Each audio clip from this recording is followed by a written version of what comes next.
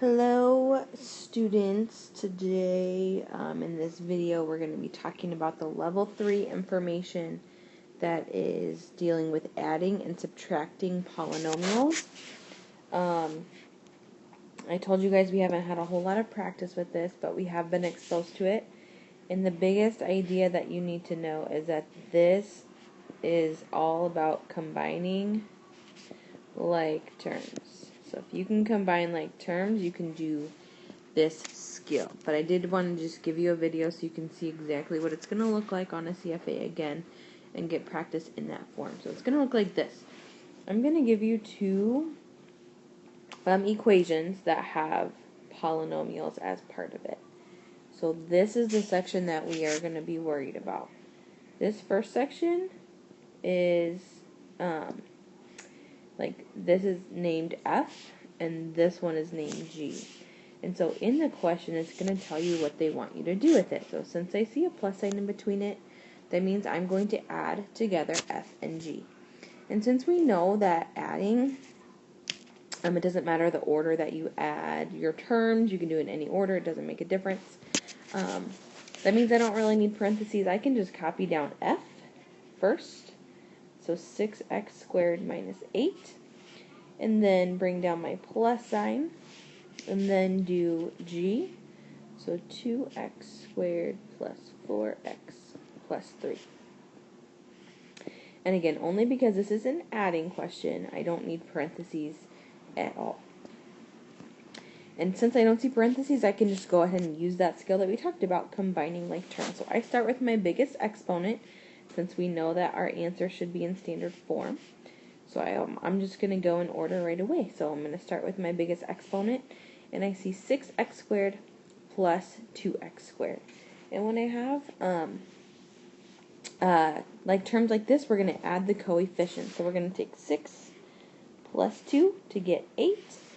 And then the x squared is going to come down. So again, remember right now, the x squared is kind of just like a label. This is like saying 6 dogs plus 2 dogs. The answer is 8 dogs. The fact that they're dogs doesn't change, so the fact that this is an x squared is not going to change in your answer as well. And then I'm going to go to the next highest x that I see. I did x squared. Now I see that I have just an x, and there's nothing to combine it with, so I'm just going to copy down plus 4x.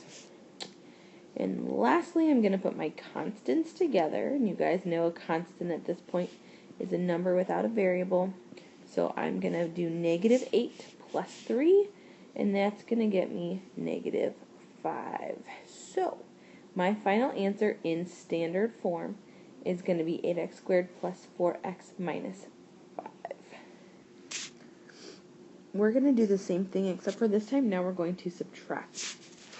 Now my question is saying take those two and let's subtract them. Now with subtracting, we have to be a little bit more careful, because subtracting, the rules are a little bit touchier, a little bit more particular than adding. So I'm still going to take this first one, F, and I'm going to copy that down first. 6x squared minus 8. My minus sign is going to come down.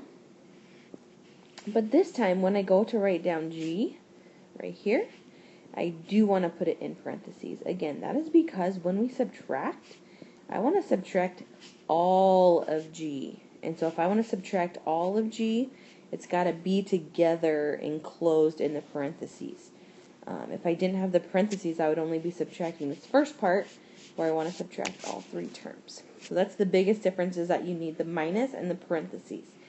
And then once we have the parentheses, that's going to help us mathematically do it correctly. But I don't want parentheses in my answer. I want to get rid of them. So I'm actually going to put a 1 in front, and I'm going to distribute this negative 1 throughout the parentheses. So negative 1 times 2 is negative 2. Negative 1 times 4 is negative 4. X comes with it. Negative 1 times 3 is negative 3. So that's going to be the difference between adding and subtracting, as that extra little step. And then 6x squared minus 8 is going to come down as well. Then, now that my parentheses is gone, this question is just like what we had before. Now I'm going to combine my like terms, starting with my biggest exponent so that I'm going in order. 6x squared minus 2x squared. I'm going to take 6 minus 2 to get 4. The x squared is just going to come with it.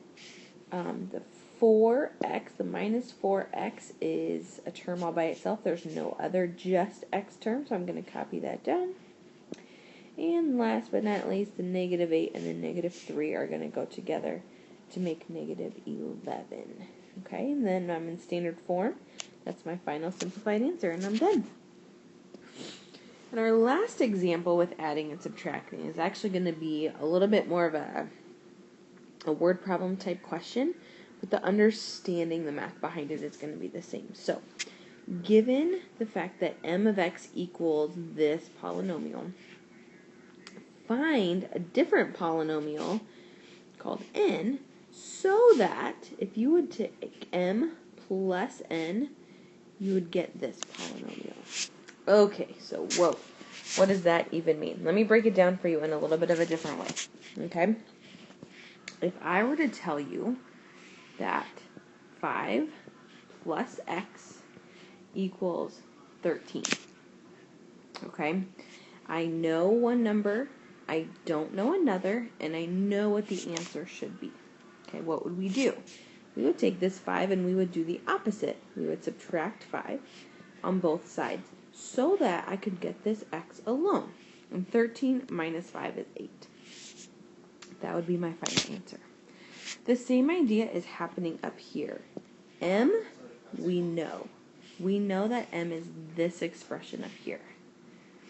N, we don't know. So that's going to be my unknown, and I know the answer. So the idea is the same. Since I know what this is, I know that it's going to be this expression. To solve to get n alone, we have to do the opposite. I have to subtract that from both sides to be able to find my answer of n. So what I'm going to do is I'm going to take this polynomial and I'm going to subtract it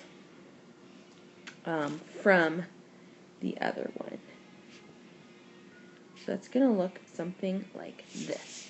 Now remember, when we use subtraction, you need parentheses. So put parentheses around that. And we are going to distribute, just like we just showed in the last question. Negative 4x squared, negative 1 times negative 9 is positive 9. X is going to come down. Negative 1 times 13 is negative 13. So, again, recap. To get n alone, that's my goal, find n. I have to do the opposite of m, which is to subtract it on both sides. So I subtracted my polynomial for n on both sides. I distributed the 1, and so now I want to combine my like terms. Okay, so the 8x squared plus 2x minus 10 is going to come down. The 4x squared is going to still just hang out right there, and then we're going to combine like terms. I see some x squared, that's my biggest one.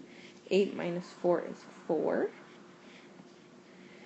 I also see just some x's, so 2 plus 9 equals 11. The x is going to come with it. And I see a minus 10 and a minus 13 to get minus 23. And that is going to be my final answer. Okay? N of x, this missing piece right here, is going to be my answer. So hopefully that helps. Do some practice now for adding and subtracting. On your practice, that's going to be number 5, A, B, C, and number 6. So try those right now that you have this fresh in your mind.